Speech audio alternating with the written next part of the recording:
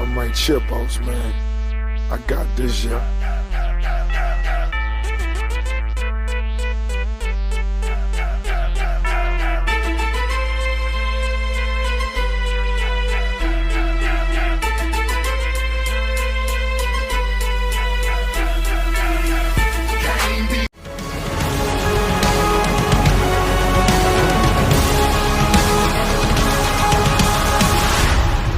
Welcome to the world of boxing. Hello my friends, today we will talk about a boxer who won all his fights with a knockout. A boxer who could have become a legend, but instead he got into the grave, which was dug by his own inner demons. This boxer is Edwin Valero. Valero was born on December 3, 1981. He spent his childhood on the streets of Venezuela, where he robbed people and stole scooters. In total, he served 14 prison sentences for such tricks. Valero started boxing at the age of 12, and they immediately noticed the kid. He gave it his all in training, being eager to learn the subtleties of a new hobby. By the age of 20, he had 86 amateur victories with 57 knockouts and suffered 6 defeats.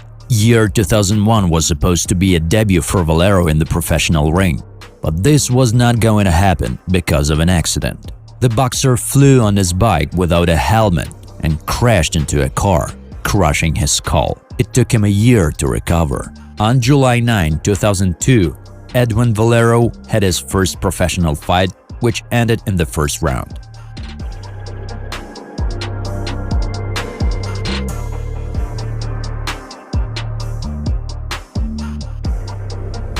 It was a great debut, Edwin thought, and continued a series of victories in the first round right up to 18 fights, setting a world record.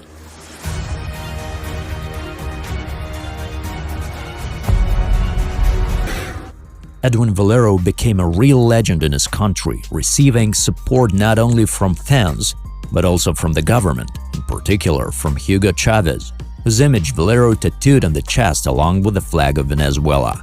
Edwin Valero's name sounded louder and louder. There were real legends about his sparrings because he was picking up famous opponents such as Mikey Garcia and Eric Morales.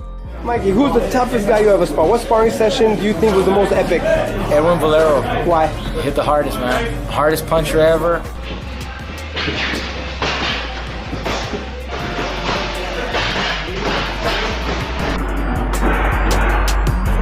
First championship fight on August 5, 2006 against Vicente Mosquera. The WBA title at the super featherweight was at stake. This fight was the most difficult in the boxer's career because despite 2 knockdowns of Mosquera in the first round, Valero went to the floor in the third round.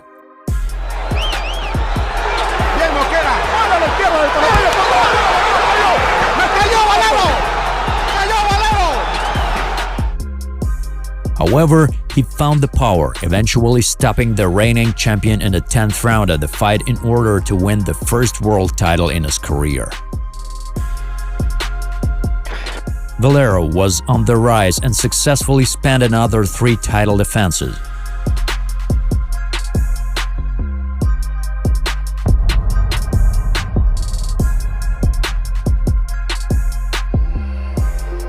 The second expansion into the US market was more successful for Valero thanks to influential promoter Bob Arum. He got a license in Texas for a fight with I believe in Edwin Valero.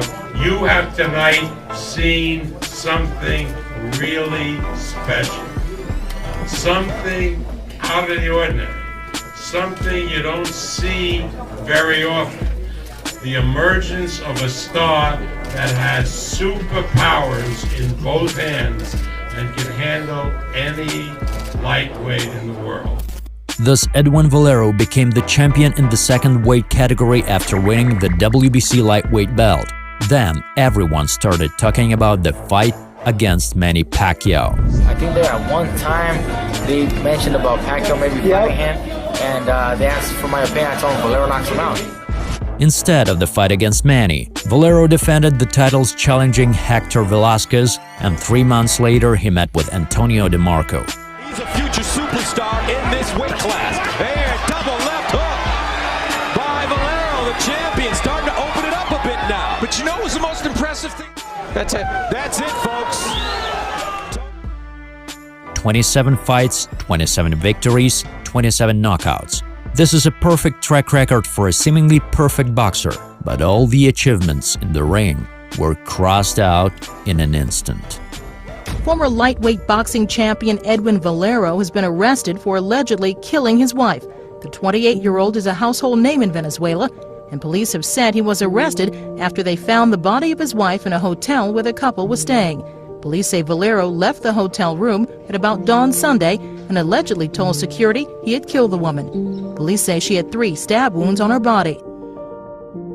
At 5:30 a.m., Valero barefoot went down to the reception and calmly announced that he had killed his wife. She was found later slaughtered in the room. He offered no resistance during the arrest.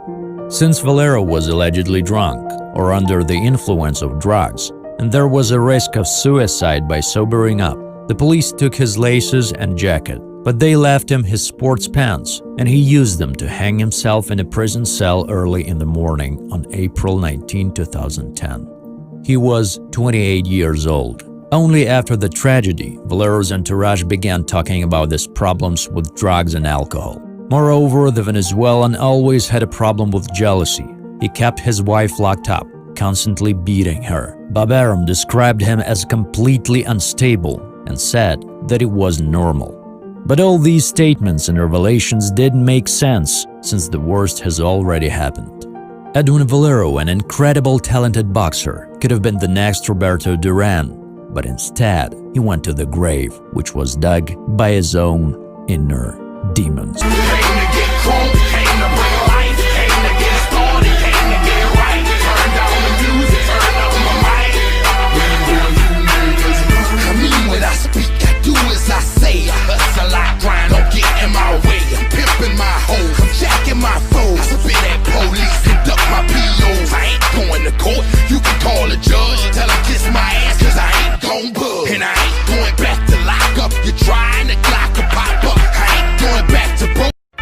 Chip boss, man. I got this, yeah.